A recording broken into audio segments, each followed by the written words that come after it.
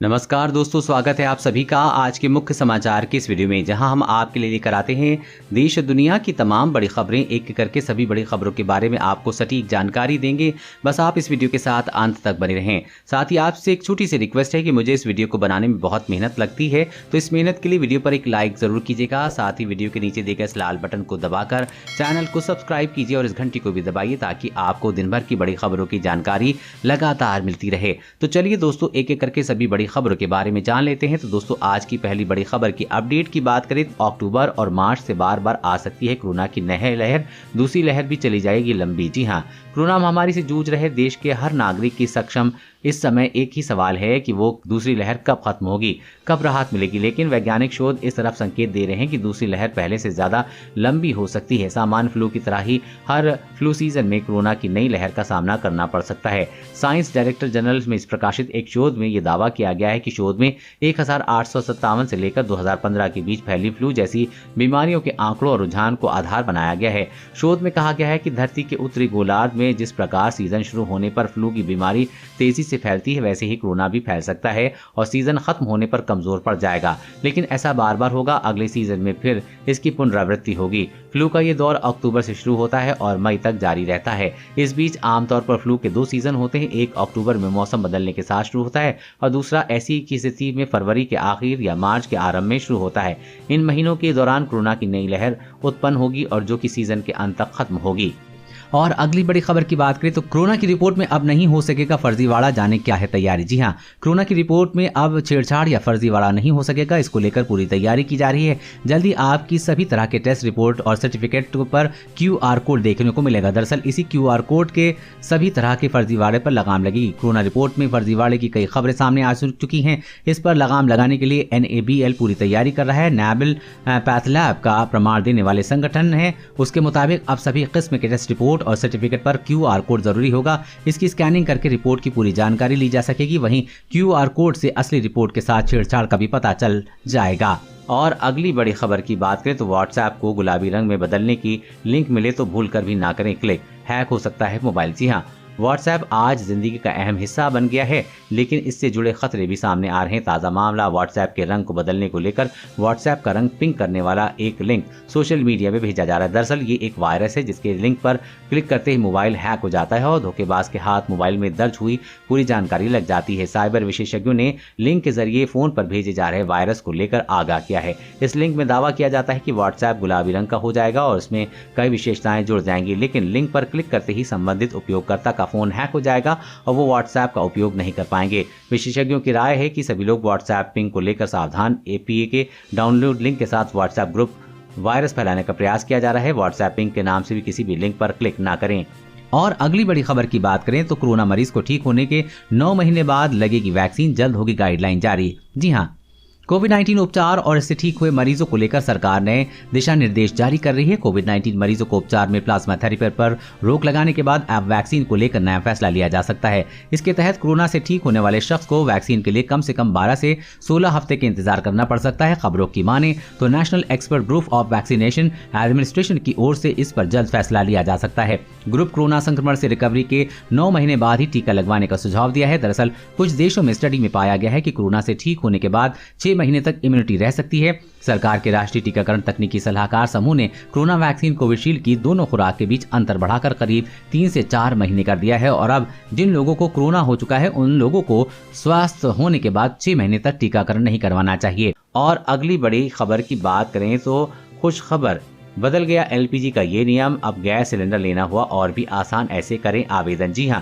देश की सरकारी तेल कंपनियां इंडियन ऑयल कॉर्पोरेशन ने आम लोगों को बड़ी राहत दी है। अब आप बिना एड्रेस प्रूफ के भी LPG सिलेंडर ले सकते हैं, जबकि पहले जिन लोगों के पास एड्रेस प्रूफ नहीं होता था उन्हें रसोई गैस सिलेंडर नहीं मिलता था। अब IOCL ने आम लोगों को राहत देते हुए रसोई गैस पर पते की बाध्यता को खत्म कर दिया है। सरकार प्रधानमंत्री उज्ज्वला योजना के तहत 2 साल में 1 करोड़ से ज्यादा फ्री LPG कनेक्शन देती है। सरकार बिना रेसिडेंट प्रूफ के LPG कनेक्शन दे रही है। इसके अलावा लोगों को अपने पड़ोस के 3 डीलरों से 1 रिफिल सिलेंडर लेने का विकल्प भी मिलेगा। इसके साथ ही इंडियन का LPG सिलेंडर बुकिंग के लिए 8454955555 नंबर पर मिस्ड कॉल कर सकते हैं। देश में किसी कोने में इस नंबर पर मिस्ड कॉल से आप सिलेंडर बुक करा सकते हैं।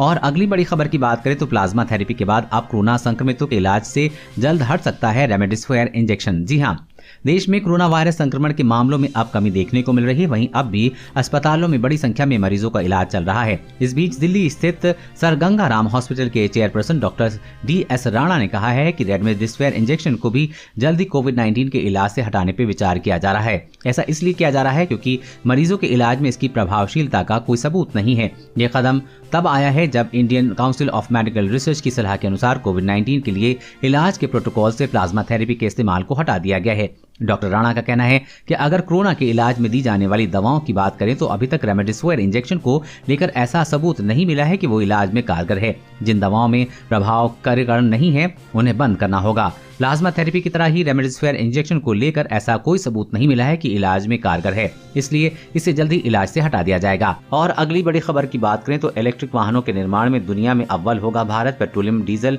वाहन की स्तर पर आएगी इसकी कीमतें। जी हाँ, अगले 6 महीने में लिथियम ऑयल बैटरी निर्माण पूरी तरह से देश में ही होने लगेगा। इसके दम पर आने वाले दिनों में भारत इलेक्ट्रिक वाहनों के निर्माण में दुनिया भर में अव्वल होगा। सड़क परिवहन एवं राजमार्ग मंत्रालय गडकरी ने कहा है कि इलेक्ट्रिक वाहन के निर्माण में भारत आगे बढ़ रहा है। कुछ समय में अब हम नंबर 1 निर्माता होंगे। सभी प्रतिष्ठित ब्रांड आज भारत में मौजूद हैं। सूक्ष्म लघु एवं मध्यम उद्यम मंत्रालय की जिम्मेदारी भी निभा रहे गडकरी ने स्वदेशी बैटरी टेक्नोलॉजी इलेक्ट्रिक वाहनों को परिवहन व सार्वजनिक प्रभावी माध्यम बनाएगी। उन्होंने कहा कि हरित ऊर्जा के क्षेत्र में भारत ने तेजी से क्षमता बढ़ाई है। पूरे विश्वास है कि 6 महीने के भीतर हम 100% लिथियम ऑयल बैटरी भारत में बनाने के सक्षम होंगे। लिथियम की कोई कमी नहीं है। गडकरी ने कहा कि अगले 2 साल में इलेक्ट्रिक वाहनों की कीमत कम होगी और ऐसी गाड़ियों में पेट्रोल और डीजल वाहनों के स्तर पर आ जाएंगी। और अगली बड़ी खबर की बात करें तो कोरोना मृतकों के परिवारों को मिलेगी 50-50 हजार रुपए की मदद। इस राज्य के सीएम ने किया ऐलान। जी हां, दिल्ली में कोरोना महामारी में अपने परिजनों को गंवाने वाले परिवारों के लिए सीएम अरविंद केजरीवाल ने बड़ी घोषणा की है। उन्होंने ऐलान किया है कि प्रत्येक कोरोना मृतक के परिवार को सरकार की ओर से 50-50 हजार रुपए की आर्थिक मदद दी जाएगी। सीएम अरविंद केजरीवाल ने कहा कि इस धनराशि से परिजनों को तो नहीं लौटाया जा सकता, लेकिन संकट से जूझ रहे परिजनों को थोड़ी मदद जरूर मिलेगी। उन्होंने कहा कि जिन परिवारों ने कमाऊ सदस्य को हैं उन्हें सरकार 2500 रुपए महीना पेंशन देगी। उन्होंने कहा कि कोरोना महामारी में अपने माँ बाप को गंवाने वाले बच्चों की पढ़ाई और पालन पोषण का खर्च भी सरकार उठाएगी। ऐसे बच्चों को 25 साल की उम्र होने तक 2500 रुपए महीने की मदद की जाएगी। और अगली बड़ी खबर की बात करें तो मकान मालिक और किराएदार का विवाद होगा खत्म, रेट एग्रीमेंट अनिवार्य। जी हां, उत्तर प्रदेश में किराएदारी को लेकर अब विवाद नहीं होगा। मकान मालिक अब मनमानी नहीं कर पाएंगे तो किराएदारों का झगड़ा भी बंद होगा। राज्यपाल की मंजूरी के बाद Uttar Pradesh urban complex टेनेंटी regulation ordinance 2021 की अधिसूचना जारी कर दी गई है। इसके साथ ही ये प्रभावी हो गया है। ये अध्यादेश के लागू होने के बाद मकान मालिक एग्रीमेंट बिना कोई भी किराएदार नहीं रख सकेगा। किराएदार रखने की सूचना मकान मालिक को 2 महीने के अंदर ही किराया प्राधिकारी को देना अनिवार्य हो गया है। मकान मालिक और किराएदार को लिखित एग्रीमेंट करते हुए इसकी जानकारी 3 महीने के अंदर किराया प्राधिकारी को देना अनिवार्य है। आवास विभाग इसके लिए डिजिटल प्लेटफॉर्म भी तैयार कराएगा जिसमें लोगों को इसकी ऑनलाइन सुविधा मिल सके। और अगली बड़ी खबर की बात करें तो चीन ने एक बार फिर LAC पर शुरू की हलचल। जाने पूर्वी लद्दाख के डेप्थ इलाकों में क्या कर रहा है ड्रैगन। जी हां, पूर्वी लद्दाख की वास्तविक नियंत्रण रेखा पर कुछ महीने की शांति के बाद चीन की पीपुल्स लिबरेशन आर्मी ने एक बार फिर हरकत शुरू कर दी है। दरअसल चीनी सेना पूर्वी लद्दाख के डेप्थ इलाकों में अपनी और सैन्य अभ्यास कर रही है। इस अभ्यास को देखते हुए भारतीय सेना पूरी तरह से अलर्ट हो गई है और किसी भी हरकत का जवाब देने की तैयारी कर रही है।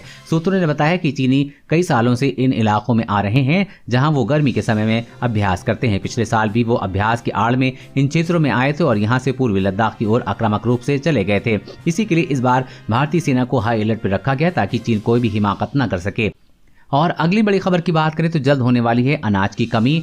इडली डोसे की जगह कीड़े मकोड़े खाएगा बेबस इंसान। जी हाँ, कैम्ब्रिज यूनिवर्सिटी के वैज्ञानिकों ने एक स्टडी की है। आधार में दावा किया है कि आने वाले कुछ ही सालों में दुनिया भर के लोगों को जिंदा रहने के लिए कीड़े मकोड़े और एगली खाने की नौबत आ सकती है।